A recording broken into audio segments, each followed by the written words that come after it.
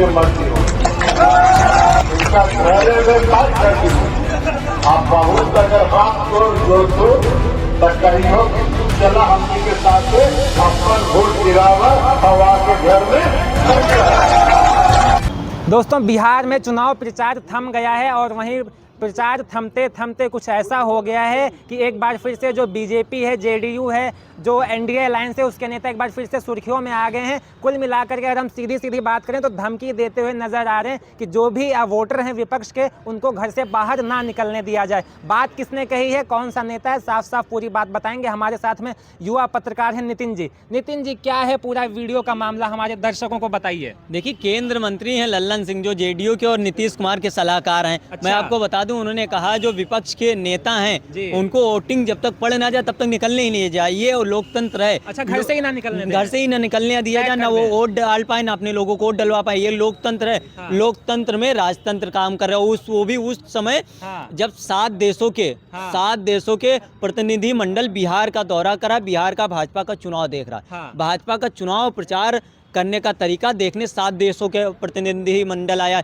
जिसमें Australia, Japan, Bhutan, Britain, Denmark जैसे देश ये देखने आए कि भाजपा चुनाव कैसे लड़ते। और लल्लन सिंह यही बताना चाह रहे हैं। ये धमकी देके किस तरीके से अंग्रेज यहाँ पर तानाशाही की शासन करते थे। अंग्रेजों के शासन में जिस तरीके से चुनाव होता था और जिस तरीके से हिटलर शाही होती थी, वही अब भी हम कर रहे हैं। ये सामंतवादी लोग वही अब भी कर रहे हैं कि हम भी सामंतवाद के तरीके से अपने दबदबे पे, कट्टे पे या पैसे के या धमकियाँ देके आज भी हम चुनाव लड़ते। जैसे कि अंग्रेज थे, धमका के सब काम करवाते थे, वही काम ये लल्लन सिंह कर रहे हैं। उनको बता रहे हैं कि जैसे आप लोगों ने भारत के ऊपर जिस तरीके से अत्याचार किया था और धमका कर लोगों को रखते, तो वही आज भी हम रख रहे हैं। भले देश आज़ाद हो गया है और लोकतंत्र लागू हो गया, लेकिन आज भी हम राजतंत्र के तरीके से काम करें। लल्लन सिंह सीधे तौर पर साबित करें। सबसे बड़ी बात है कि वो प्रचार किसी और का देखने नहीं आए थे।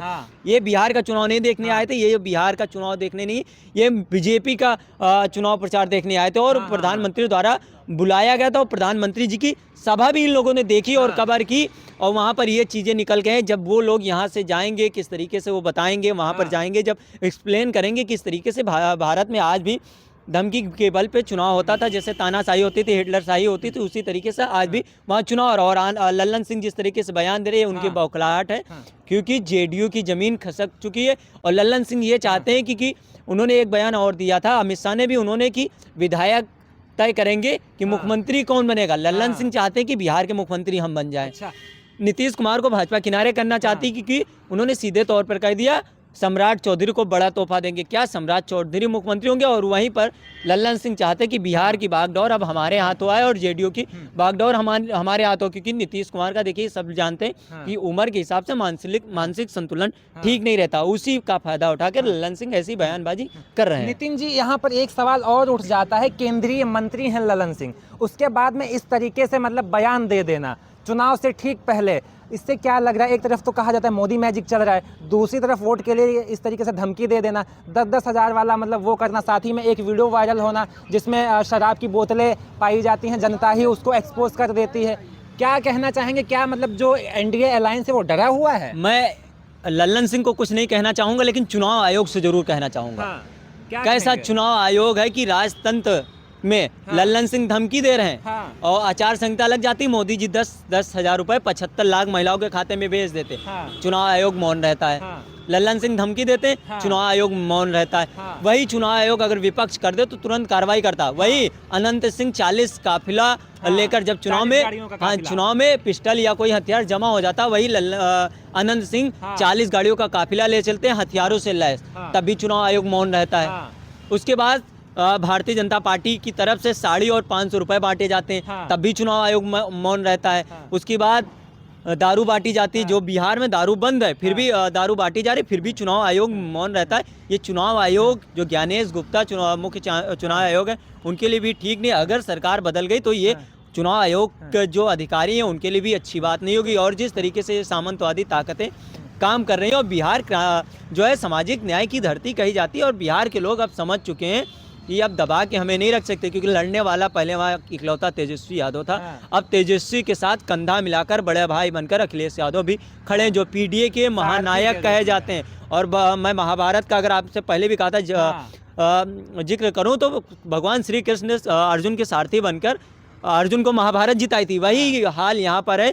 केसारी लाल अगर अर्जुन है, युधिष्ठिर तेजस्वी यादव है, तो यहाँ पर अखिलेश यादव कृष्ण बनकर बिहार में सत्ता परिवर्तन बनने का काम करेंगे, इसमें कोई दोहराए नहीं है। भगवान से तुलना कर दी आपने नितिन जी। जब मोदी जी ब्रह्मा के अवतार हो सकते हैं, अमित शाह सरदार पटेल के अवतार हो सकते हैं, तो अखिलेश यादव जो कृष्ण के वंशज हैं उनको हम कृष्ण का रूप दे दें तो कोई बड़ी बात थोड़ी है ना।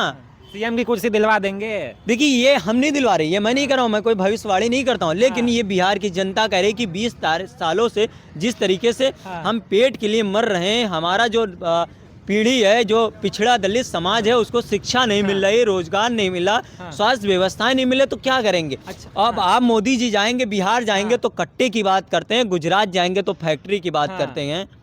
आप बताइए तो बिहार की जनता क्या करेगी। नितिन जी, कुल मिलाकर के अगर हम बात करें, जिस तरीके से ललन सिंह का ये बयान आया है, उससे साफ साफ तो यही प्रतीत हो रहा है कि वहां पर जो बीजेपी जेडीयू जो पूरा एनडीए का खेमा है वो डरा हुआ है विपक्ष से। देखिए ये सच, आपने ये सच बात कही कि ये इंडिया गठबंधन की ताकत है। अखिलेश यादव, तेजस्वी यादव, केसारी लाल और राहुल गांधी की ये एकजुटता और ताकत है, बता रही कि ललन सिंह बौखला गए हैं।